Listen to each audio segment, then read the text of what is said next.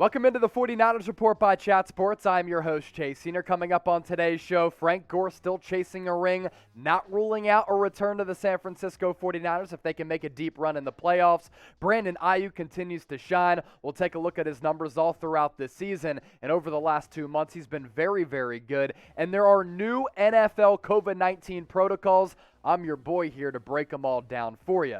We start off with Frank Gore. He continues to make news, and it's really funny that we continue to talk about him, but he is Frank the Tank after all. He's going to go to Canton as a Niner as one of the best running backs of all time. He's the ageless wonder, and he's fighting this weekend against Deron Williams and not yet ruling out a return to the San Francisco 49ers. So here's what he had to say about continuing his NFL career. He did play last year with the New York Jets. He's 38 years old right now, which is crazy. I remember watching him play college football at the U in the early 2000s alongside Willis McGahee. So he's been getting after it for a really long time. Frank the Tank, quote, "Hopefully that team calls. We can get a win, and I can walk away with a Super Bowl ring. I want the 49ers to do their thing. They make this last run to get into the playoffs, and hopefully they'll make that run to get to the Super Bowl. Then I'm knocking on the door. I'm calling you, Kyle Shanahan, and I'm calling you,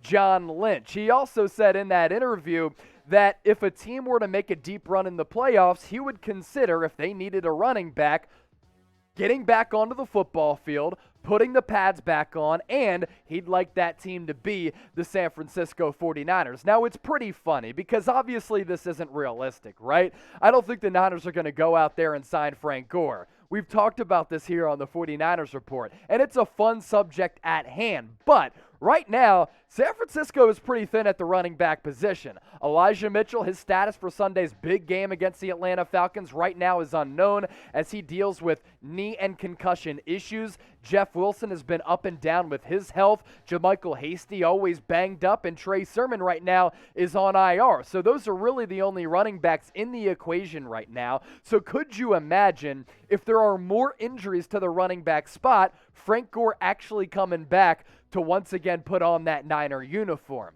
I'm kind of here for it because this would be a pretty incredible story. He's third all-time in career rushing yards behind Emmitt Smith as well as Walter Payton. The longevity to his career is a big reason why I think he's destined to throw on that Hall of Fame jacket as a Niner.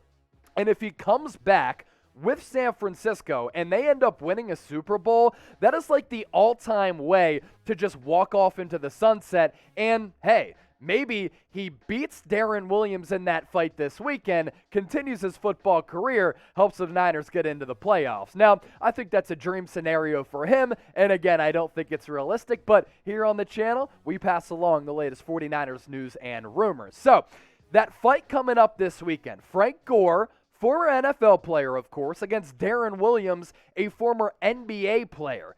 Who do you think wins the fight? I'm putting my money on Frank Gore. I'm typing my FG. If you think it's going to be Deron Williams, type DW. Go with Frank the Tank and be smart about your picks. All right, next up on the show, the growth of Brandon Aiyuk. So last year as a rookie, after being a first round out of Arizona State, shout out to producer Jack Lauderay, that's where he went. And when Aiyuk scored that game-winning touchdown, I celebrated right here in the studio at Chat Sports with Jack Lauderay because we had to give a shout out and show love to the Arizona State stud. Now, the first 6 games of the season, though, all this conversation about Brandon Aiyuk being in that doghouse. He wasn't getting along well with Coach Kyle Shanahan. He was going last in some of the wide receiver drills. There were reports about Aiyuk not taking his craft very seriously. But, man, first 6 games as compared to his last 7 games, not his last 4 games, he's been tremendous. So first 6 games, 16 targets, 9 receptions, 96 yards, average yards per catch of 10.5 with 1 touchdown. Last 7 games, he's overtaken that production, and it's not even close. And he has added a very important element to this Niners offense. 48 targets, 32 catches, 453 yards, 14.1 average yards per catch, and 3 touchdowns. And look, that game winner against the Bengals, a massive play and a very athletic play, showing that athletic burst to kind of get to the perimeter and then sneak in there past the pylon. Brandon Aiyuk's development, a very important storyline to follow. More thoughts on that coming up. But Kyle Shanahan did say this about Aiyuk and his continued growth, quote, yeah, Aiyuk, each week now, and it's been a number of weeks in a row. I think you guys know when I started talking about it. It's probably been over the last 6 weeks. I got you, Kyle. It's been 7. But he's getting better every time he plays football, whether it's practice or whether it's games. And it wasn't that way early on in camp. Not from a lack of effort, but there's been something here that just his attention to detail and the littler things that's been very, very impressive. And for this franchise moving forward, this is an important development for a multitude of reasons.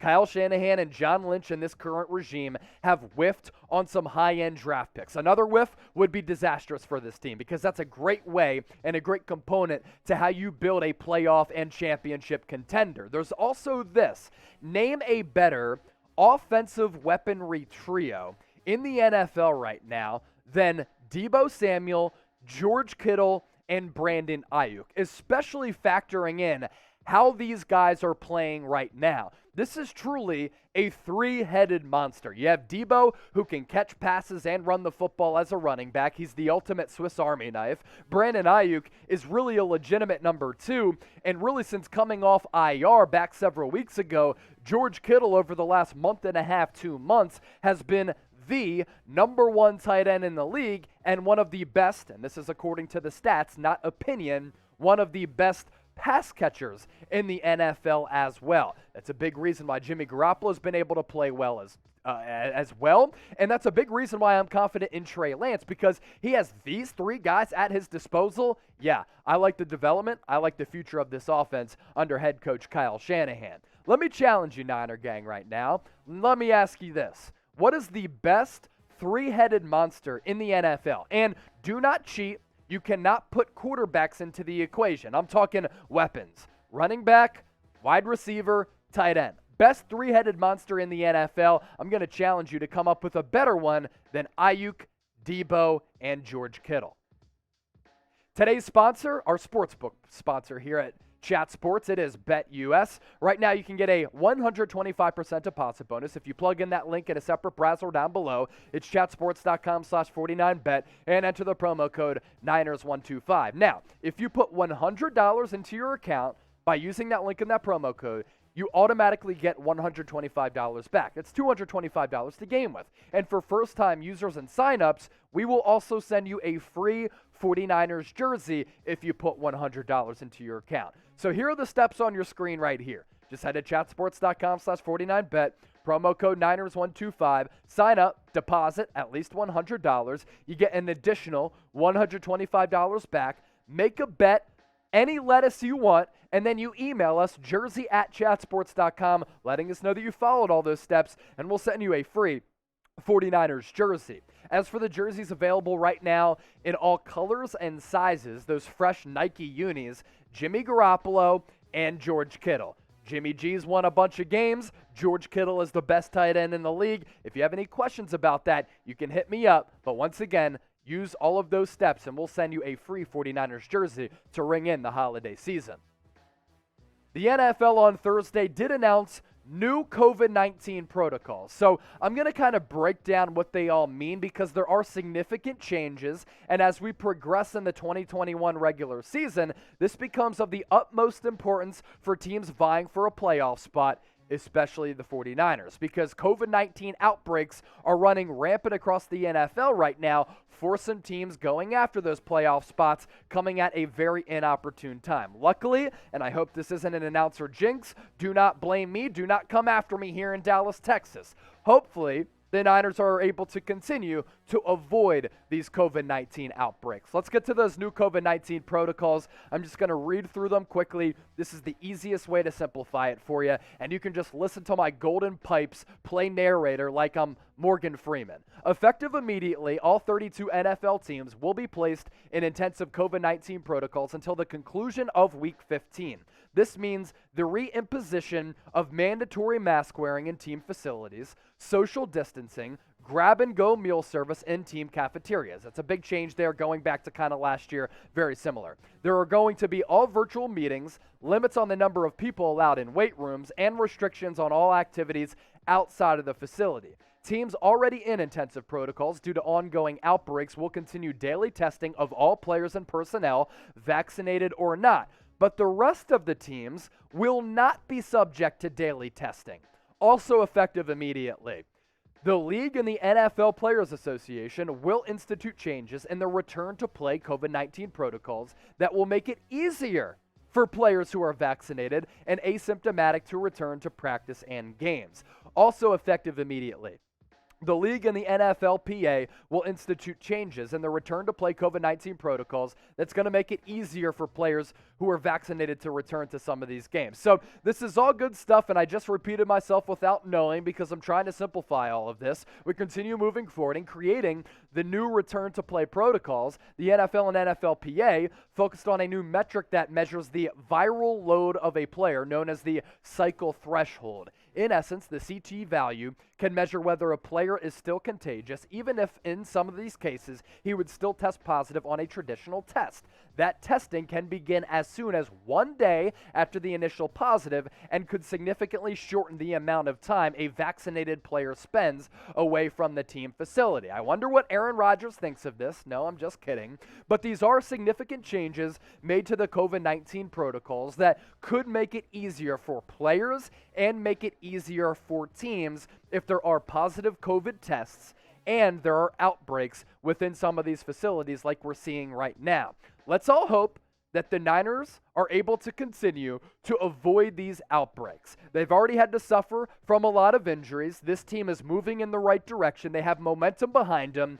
And if this is something that zaps that momentum, it will be awful for this team because they're playing really good football. Now, why have the Niners been able to avoid some of these problems? A couple of factors, and some of it just comes down to luck.